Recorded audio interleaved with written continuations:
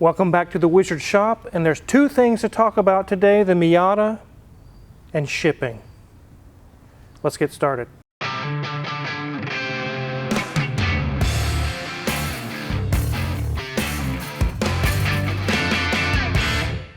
So this is a 1999 Mazda Miata.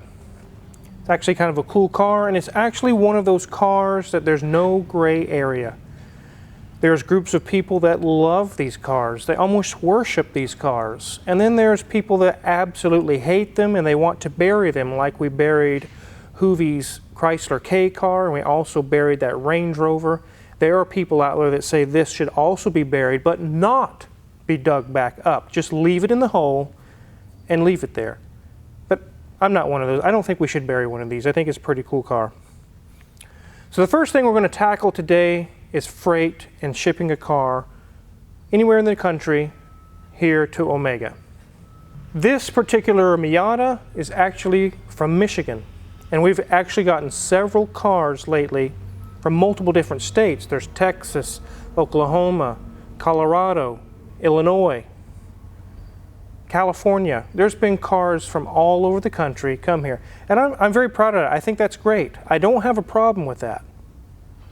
The only problem I have is that potential customers that want to ship us a car have no clue how expensive it is to ship a car from Illinois or Washington State or wherever to the middle of the country, to Kansas. I think that most people in the back of their mind, they think a couple $100, I can get this thing shipped, and in a couple $100 more bucks, I can get it shipped back, and that is completely off base. You might be able to drive the car here yourself for that, but if you're paying a shipping company who needs to be insured and mileage and pay a guy to drive the truck, and they usually have 10 cars on the truck, it's going to be expensive. So like I said, this one is from Michigan. Let me get the receipt and show you guys. So I have the receipt here. I'm not going to show names and addresses and companies. That's really not information that should be put out there. But I do want to show what was paid one way. Keep in mind, guys, this is not round trip. This is only from point A to point B. You will have to pay again a second time to get from point B back to point A. This is the shipping freight or weigh bill or whatever you want to call it. They inspected the car, and it shows right here $1,450 cash. Actually, the customer prepaid so that I could pay it for him, and that's when it was delivered. So I'm not trying to scare anyone. I'm not trying to discourage you from bringing your car from whatever distance to here to Omega. It's really just kind of an eye-opener. And this customer did some shopping and found the best rate that he could find. There were some that were even higher than that. But that was a rate that he could agree with, and that got it from Michigan to Kansas. But if the car needs lots of repairs, you're probably not going to drive it here, but very likely you could drive it home. That's happened several times. I had a customer from Mississippi who had the car shipped here. We did the work, got everything done that he wanted, and then sent someone to drive it back home. Now, this price may shock some of you. You're like, oh my God, almost $1,500? That doesn't faze me at all. Tyler and I have both had dealerships before, and I did sell used cars for a while. But you guys know that me and him both go through cars like an addiction. It's crazy, left and right. We're buying cars a lot and getting them shipped. I don't have enough fingers and toes of how many times I've shipped cars, and it's always $800, $1,000, $2,000, $1,200. It is never $150. So again, I don't want to discourage anyone. I'm just giving you guys a heads up. When you call Crazy D in the office, he's been getting a lot of calls lately, and people don't believe him when he tells them it's going to be expensive to ship it. He tells them, go ahead and call the shipping company, get back with us. They usually get back with us, and the same thing that you guys are thinking, oh my God, that's so much more than I thought it would be. So keep that in mind. Now let's get back to the Miata. So we'll go ahead and take a look around the car and let you guys check it out. It's like British racing green, metallic green. It's a really cool color. So you can see down there on the chin spoiler, there are some scrapes on the paint. Like we mentioned before, we check over the car, make sure there's no damage or anything. So if there is, we'll let the customer know. I think he's already aware of that. These are like As you can imagine, they're a small car, they're a two-seater, they're lightweight, but they're a blast to drive. It's got decent tires on it, and it's got security lug nuts on the wheels. I do see a little bit of a bubble or something going on right there, but we're not a body shop, so we're not going to fix that here, but we will let the customer know about it. He may want to take it to a body shop sometime in the future. It does have a convertible top for nice weather cruising. Here we have the rear of the car. It actually has some really nice looking tail lights.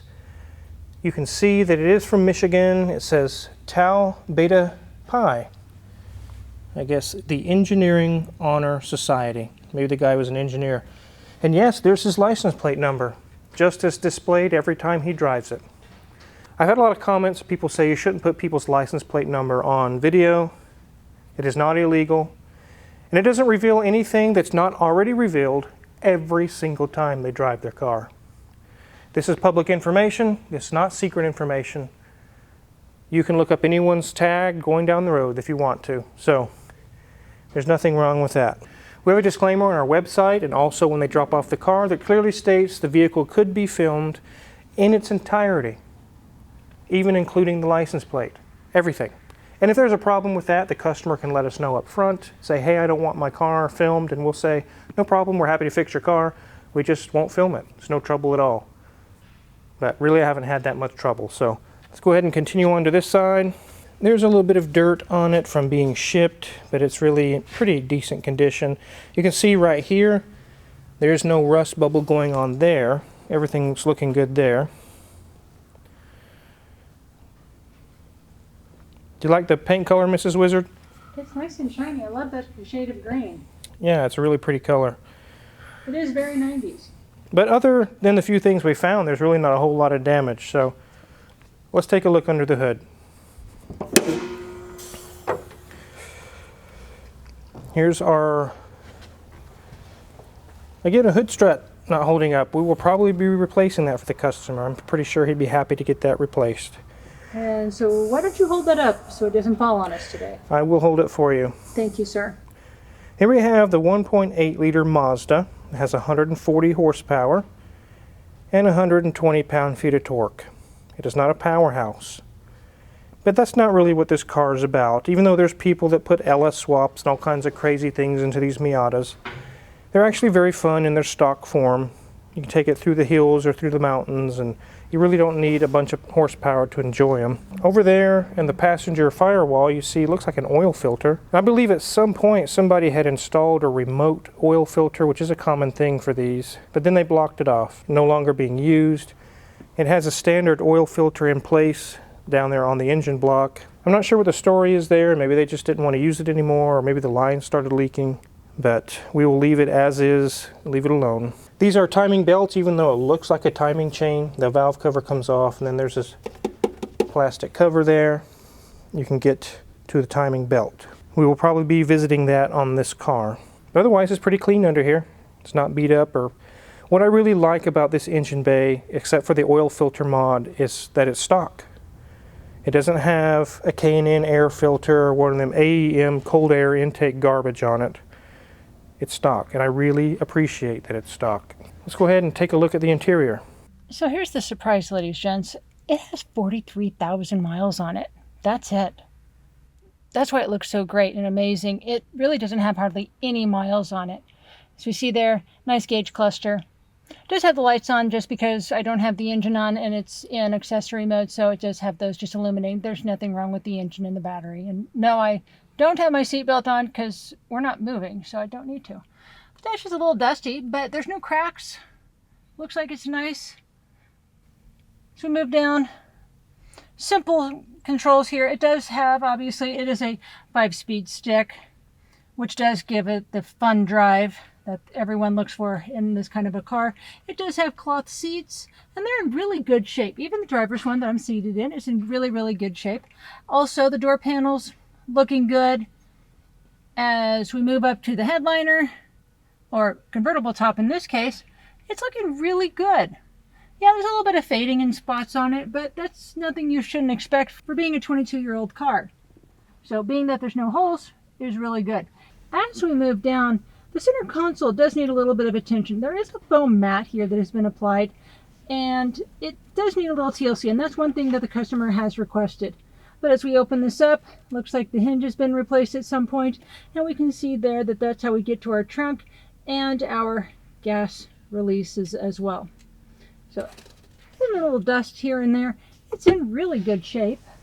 As we end up at the steering wheel, like always, it does have a Nardi steering wheel, which you might need just a little bit of TLC as well. Maybe get some nice leather treatment on that, and that will bring that back up to a nice black luster rather than the gray it is right now.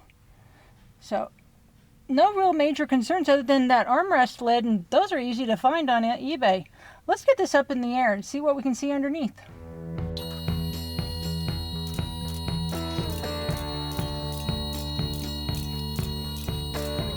So we're using our 4-post bin pack lift again. We have the 2 posts tied up right now, and why not? We have them here in the shop, might as well make use of them. They're very, very handy, very good lifts. So we do see that over time this belly pan has deformed with age, and it started to scrape and it's cracking a little bit. We'll see if we can get a good used, or maybe even a new reproduction belly pan for him and take care of that. Our steering rack boots are in good shape. Check the brakes. They are down to about 10% remaining. Also 10% remaining. We don't have the jack that goes in the center here. We do have on one of the other lifts, so we're not going to mess with that today, but we will check those things when we get to that point. The struts are not blown out. They're nice Bilsteins. I do see a little bit of oil seepage here on this frame rail. You can see the oil filter there. I think it was recently replaced, and they spilled oil all over the frame. You have to be careful with shops you go to. They see oil like this, and they're like, oh yeah, you need an oil pan gasket, you need all this. And it's not. It just had the oil filter replaced, and someone spilled oil all over. You can see some of the oil trailing right here. Our transmission is nice and dry. There's a nice torque arm on it, kind of like a Camaro or something a Firebird has. Here's our little catalytic converter. Seems to be in good shape. Here's our resonator, MBPM2. Check our drive shaft U-joints. And they're good. Here's our charcoal canister for emissions right here. Everything's nice and dry on the differential. The CV boots are all dry, which is really, really good. Let's go ahead and check over here. The brakes are about 20-30% remaining on these, but we'll probably just do all 4. Our struts are good. Sway bar link and bushings are good. Same thing on the brakes here. Struts are dry. Nothing going on there. Sway bars are good. The exhaust is a little crusty, but nothing to be really concerned about. It's just age. It is from Michigan. You have to keep that in mind. They salt the roads pretty heavy. And being that it's from Michigan, it really has a lot less rust than I would normally see on one of these cars. There's our big muffler. And everything else looks pretty good.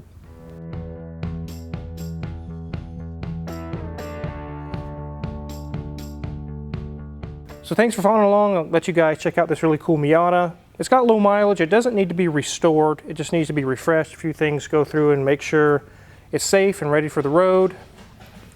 And also, just to give you guys an FYI, that shipping a car anywhere is very expensive. It doesn't matter if it's 1 state away or 10 states away. It can be very, very high. So make sure you include that in your budget. If you're thinking about getting a car fixed and shipping it, it can be pretty expensive. If you're curious what kind of tools we use to work on this Miata, check my Amazon affiliates link in the description below. We get a small cut and we really appreciate it. And make sure to hit the subscribe button because we got really, really cool videos to come. We're starting to get caught up in the shop, although we're still booked to the end of the year. But we're finally getting on schedule. We've been working really hard lately. So thanks for watching.